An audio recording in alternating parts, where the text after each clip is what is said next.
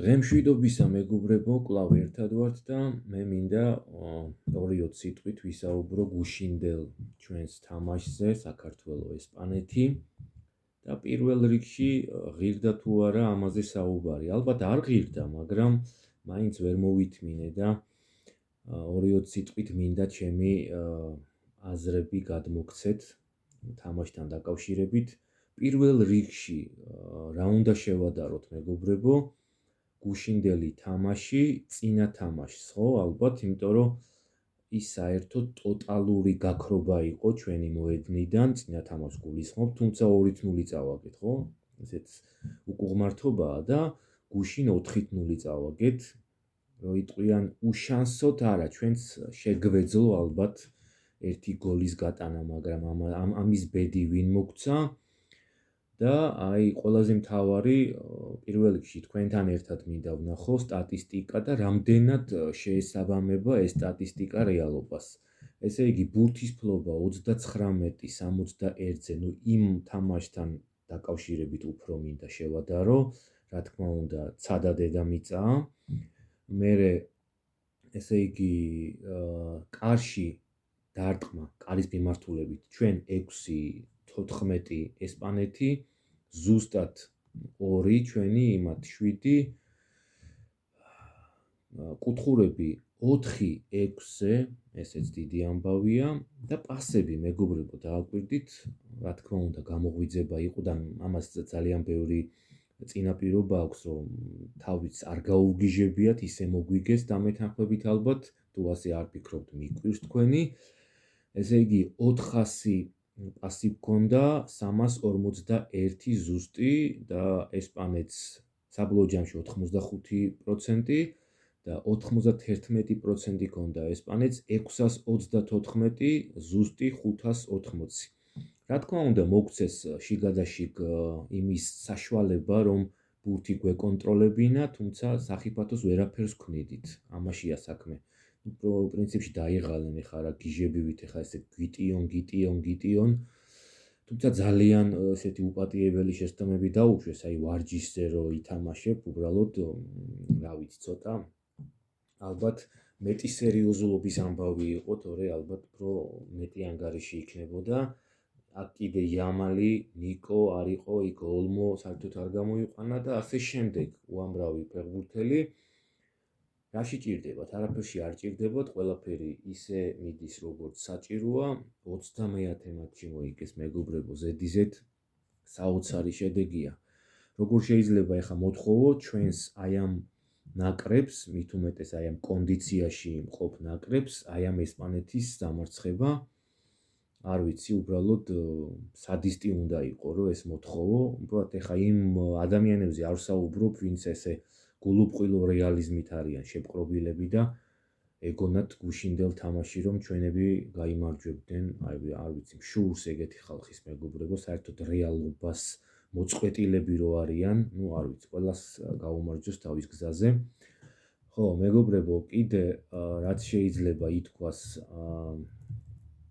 კი ბატონო, კუთხურები ვთქვი, თამაშგარი სულ ერთი იყო, ამ დროს მე ცოტა მეტი მომეჩვენა, თუ რა ვიცი, არ დააფიქსირეს თუ რა, ერთი ისევაც ჩვენი არის დაფიქსირებული ერთი და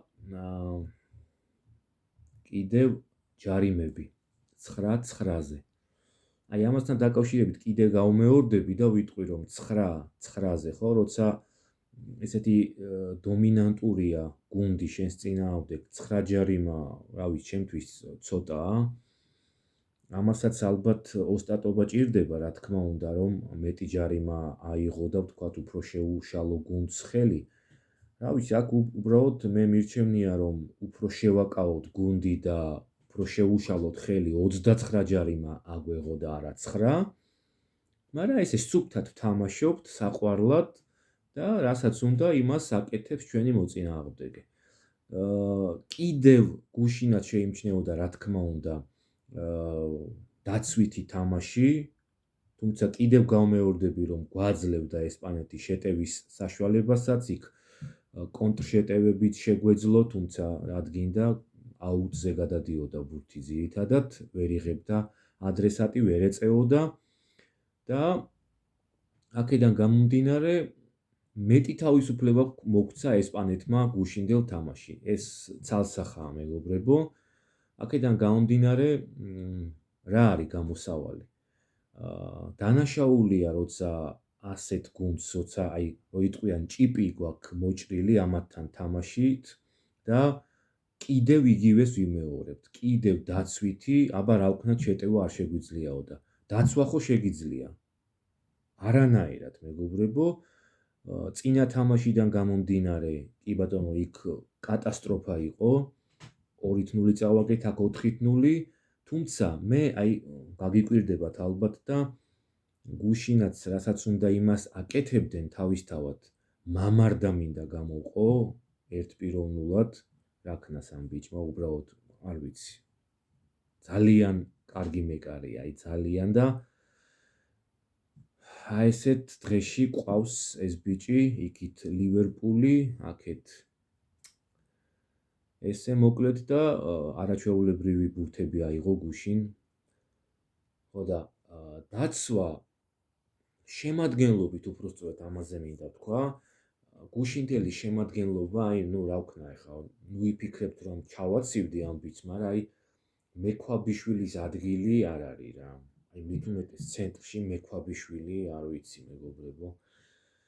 არ ვიცი, უბრალოდ რა ვერ მოიძებნა მისი ჩამნაცვლებელი. ტაბატაძე ძალიან მომწონს, აი ზედმეტად მებრძოლი ფეხბურთელია, შეიძლება ითქვას და ზოგადად კარგი ჩანაცვლებები იყო გუშინ ფეხბურთელების მხრივ, თუმცა მაინც არ გაამართლა, მაგრამ მაინც ესჯობდა და აი ვისურვებდი, ხო აზრი არ აქვს და ისევ სტატისტის როლში ვართ ამ საკვალიფიკაციოზე, მაგრამ აი რა შემადგენლობაც იყო, თუმცა მექვაბიშვილს შევცვლიდი გუშინდელი საწყისი შემადგენლობიდან და ნუ დაცვაში მაგაზე უკეთესი რაც იყო, თქვათ შემადგენლობის მხრივ, არ ვიცი. ალბათ მამუჩაშვილი ძალიან ცუდი არა, ნუ ძალიან სუსტი რგოლი იყო და მისი ფლანგიდან, რა ვიცი, ორპირი იყო რო იტყვიან.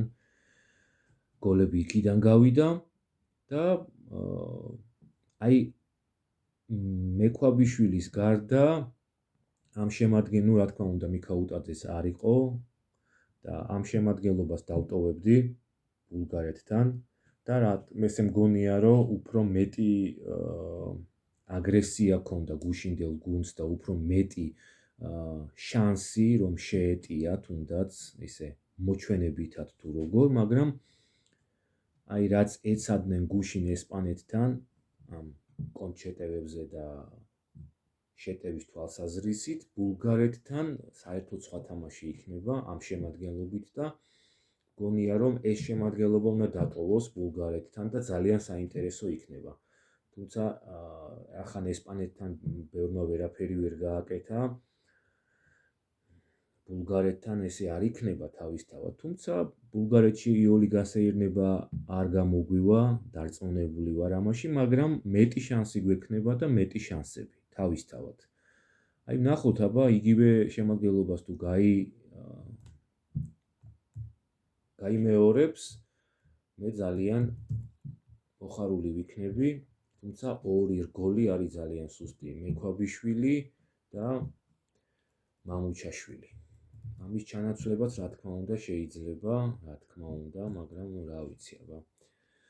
ისევ და ისევ დაცვითი ფეხბურთი ჩვენთვის კატასტროფაა, მეგობრებო, თუმცა 4-3-3 არ არის არანაირად დაცვითი, მაგრამ მაინც ეს ფორმალობა, რასაც უყურებ, მაგალითად, მაინც ყველა 11-ვე დგას დაცვაში, მაინც არაფერი არ გამოდის, ამიტომ ჩვენი ერთადერთი შველა მგონია, რომ აი თავზე მაღლა უნდა ავხტეთ და საოცარი პრესინგი უნდა ვეცადოთ, მეგობრებო. პრესინგის თამაში დიდი ამბავია და ესე იოლად არ არის, მაგრამ აი ყველაზე ამოსავალი წერტილი და ყველაზე მთავარი აქილევსის ქუსლი, აი ეს უნდა გამოვასწოროთ, რომ შეგვეძლოს სულთამხუთავი პრესინგის თამაში, რომ თუნდაც ესპანეთია, მასაც დისკომფორტი შეუქმნა. რა გამოგივა რა არა ეს სხვა საკითხია, მაგრამ მე ამაში ვხედავ დიდ გამოსავალს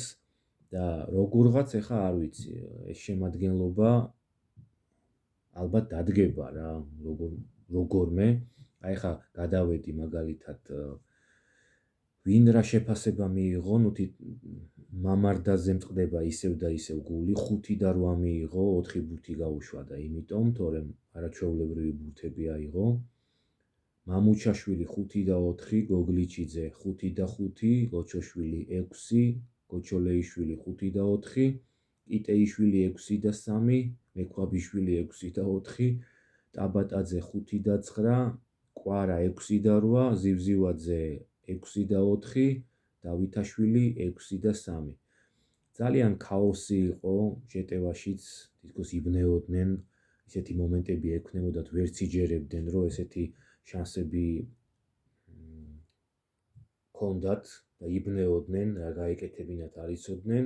კარში დარტყმა არის კიდევ იგივე პრობლემა, რატო არ უნდათ, როცა მიუახლოვდებიან საჯარიმოს და რატო უნდათ რომ რა ვიცი, ბრაზილია აკეთებდა ადრე საოცარი ბრაზილია, რომ კარში შედიოდა ბურთიანად და შე როცა ესეთი არც ტექნიკა გაქვს და არც კომბინირებული ესეთი თამაში არ შეგიძლია, ამით უმეტეს ესეთი გუნდის წინააღმდეგ დაარტყი რა შორიდან რა. რა ვიცი, რა ძალიან ბევრი მომენტი ფუჭდება იმის გამო, რომ ზედმეტად კიდევ რაღაცა ბურთის დამუშავებას უნდებიან, კაცის მოტყუება უნდებათ, რაღაცეები და ბურთი იკარგება. ამიტომ როგორც კი შანსი მოგეცემა ერთი შეხებით, თუნდაც მეგობრებო, იმიტომ რომ ვინ გაცდის, ესეთი ესპანეთი არაფერს არ გაცდის, ამიტომ პირდაპირ უნდა იფიქრო წამის მეასეთში დარტყმაზე. ესეთი შანსები იყო, რა თქმა უნდა, გუშინდელ თამაში, არ შევადარებ წინა თამაშს, ის ნუ აი ტოტალური ჩვენი გაქრობა ფეხბურთის სფეროდან. გუშინ კიდევ უმეტეს ბურთის ფლობას და რაღაც შანსები მოგცეს, რა თქმა უნდა. თუმცა უფრო მეტი ანგარიშით მოგვიგეს. ნუ ესპანეთი, რავი, ჩამოვთვალოთ კი ბატონო, სიმონმა 7 მიიღო, პორომ 8 და 2, კუბარსიმ 6 და 9, იორენტემ 7 და ლაპორტმა 7 და 3, კუკურელიამ 6 და 7, მერინომ 6 და 7, ზუბიმენდიმ 7 და 6, რუისმა 8 და 2, ტორესმა 7 და 7, ორაზაბალმა 8 და 5 და ბაენამ 7 და 3. საერთო ჯამში ჩვენ ერთობლივად 6 მივიღეთ შეფასება და 7 და 5 ესპანეთმა. ნუ საოცარი გუნდია მეგობრებო რა. მეგობრებო, რაც შეეხება ჩვენ შეხვედრას, შემდეგ 18-ში შევხვდებით, ჯერ ახალგაზრდულებს დავესწრებით ჩვენი სამეგობრო საქართველოს გერმანია და იქიდან დავბრუნდებით თავისთავად განვიხილავთ, ალბათ ამ თამაშსაც შევეხებით ცოტა და ძირითადად მერე თავარი აქცენტი იქნება ბულგარეთთან ნათამაშებ თამაშზე. ამიტომ ნახოთ, აი როგორც ვამბობ, აი ამ შემადგენლობა ისევ უნდა ითამაშოს, იმიტომ რომ აშკარად ცოტა სხვანაირი შემადგენლობა იყო და მე მგონია, რომ ბულგარეთთან უფრო კარგად ითამაშებენ აი ეს შემადგენლობა და აი ეს 2 გოლი თუ ჩანაცვლდება, ძალიან გამიხარდება რა. ესე იგი, გუშინდელი თამაშები კიდევ რაც შეეხება აი არ ვიცი, უბრალოდ ეს სიტყვა უნდა ვთქვა, ჩვეულებრივ ტოტალიზატორია, აი ძალიან იოლად შესამჩნევი ტოტალიზატორი, რაც ხდება, იქ მაგალითად პორტუგალია რო გოლს ვერ გაუტანს მეგობრებო, ირლანდიას და 2-0 წააგებს, ცოტა დაუჯერებელია ესეთი შემადგენლობიდან გამომდინარე. ამიტომ აი ესე მგონია, რომ ტოტალიზატორი უდიდეს როლს თამაშობს ესეთ თამაშებში და გუშინაც რავი, დანიამ ვერ მოუგო ბელარუსს მეგობრებო, ნუ რა ვიცი, რაზე ვლაპარაკობ რა. იქ დიდი ბრძოლა იყო საბერძნეთი შოტლანდია 3-2 და მოკლედ რა. იქ ხო, ყველაზე სიგიჟე კიდე ყაზახეთი, ბელგია მეგობრებო, 1-1. წარმოუდგენელია ჩვეულებრივად. ხო და რაც შეეხება დღევანდელ თამაშებს უნგრეთი, ირლანდია 6 საათზე, პორტუგალია, სასომხეთი, იქ 6-0 აქვს მოგებული. ნახოთ აქ რა იქნება. ალბანეთი, ინგლისი, აზერბაიჯანი, საფრანგეთი, აბა მიდი საფრანგეთი, დაუწექი ახლა აზერბაიჯანს. ტოტალიზატორს კაიფული გააკეთებინე, არ გამიკვირდება არაფერი. სერბეთი, ლატვია და უკრაინა, ისლანდია. ეს არის დღევანდელი თამაშები. მაინც თქვენის ნებართვით გუშინდელი ტურის თამაშები. ბოსნია, რუმინეთი 3-1, ალბათ შეიძლებოდა რა თქმა უნდა რომ მოეგო ბოსნიას და მოიგო კიდევაც დანია, ბელარუსი 2-2, საბერძნეთი, შოტლანდია 3-2, დიდი ჯახი იყო. სლოვენია, კოსოვო, კი ბატონო, სლოვენია გუნდი არ არის საერთოდ და კოსოვოს რო იტყვიან გულშემატკივრობდი 0-2, შვეიცარია, შვედეთი. ეს ცოტა უფრო შვეიცარიას ჩვევია საერთოდ ეს ჩაკეტილი და ხანდახან ისე ითამაშებს ამ 0-0-ს, ამ დროს შეუძლია რომ ყველა თამაში გოლი გაიტანოს, მაგრამ არ ხდება ხოლმე 4-1 მოუგო. გასაკვირია, მაინც ალბათ კვიპროსი, ავსტრია, მოსალოდნელი იყო 0-2, საქართველო, ესპანეთი 0-4, ლიხტენშტეინი, უელსი 0-1, თურქეთი, ბულგარეთი ალბათ უფრო მეტი მეგონა, უფრო მეტად მეგონა რომ მოიგებდა 2-0 და ყაზახეთი, ბელგია, კი ბატონო, ყაზახეთი, ბელგია 1-1. მოკლედ მეგობრებო, მაინც ყველა თამაშზე ამ ბოლო ხანებში მით უმეტეს ჩვენს ნაკრებს რომ ვუყურებ, შეუთამაშებელი და კიდევ ერთხელ შეუთამაშებელი გუნდის შთაბეჭდილებას ტოვებს, სამწუხაროდ რით ვერ დავლაგდით, რით ვერ შევთამაშდით, რით ვერ გავიგეთ, ვის სად უნდა მივცეთ პასი, ვინ სად უნდა გაგვეხსნას, იქ კედელი კეთდება თუ აი რა ნებისმიერი რამ, აი ძალიან ისეთი უხერხული სიტუაციაა ხოლმე რომ ესე ნაჩუქარ ბურთებს მით უმეტეს ბოლოს რა გააკეთა საერთოდ ქვილითაია, კატასტროფა რა. ჯერ ეს ბურთი რომ მიიღე, ხო ეს უკვე საოცრებაა, ხო? ცველს როგორ გაუძრა ის ბურთი და გადიხარეთ იმ ხელაზე იგდებ ბურთს, კიდე გონება პირველად შეეხე ბურთს. არ ვიცი, ესეთი შანსები მეგობრებო, არ ვიცი რა. პროფესიონალი ქვია და მაინც ვერ იყენებ ესეთ შანსებს და იმ ხელაზე გაიგდო ბურთი რომ მიუვიდა მეკარეს. თორე ნაჩუქარი იყო, ჩვეულებრივად 1-1-ზე უნდა შეაგდო რა. სხვა გამოსავალი მანდ არ არსებობს. ხა წარმოიდგინეთ, ეგ რომ 0-0-ზე მომხდარიყო მეგობრებო და აი ესეთ შანს რომ აი ესე ჩარეცხავ რო იტყვიან ერთ ადგილზე. რა უნდა ვთქვათ? ამიტომ რაც არის, ისევ შორიდან უნდა უყუროთ ამ მსოფლიო ჩემპიონატს, ისე უჩვენოთ და შემდეგი მოლოდინი როდის იქნება, ვთქვათ, შემდეგი საკვალიფიკაციო აღდგომა და ხვალაო და ვნახოთ მეგობრებო. მოკლედ ესე იგი 18-ში შევხვდებით და რა თქმა უნდა უფრო მრავალფეროვნად გამოვხატავთ აზრებს, იმიტომ რომ მარტო არ ვიქნები, რამდენიმე ადამიანი იქნება ჩემთან ერთად და იმედია საინტერესო მოსაზრებებს შემოგთავაზებთ და თქვენც რა თქმა უნდა იაქტიურეთ კომენტარებში და გავცვალოთ აზრები და შთაბეჭდილებები. მოკლედ ყოველივე საუკეთესო სურვილებით გემშვიდობებით, აბა დროებით.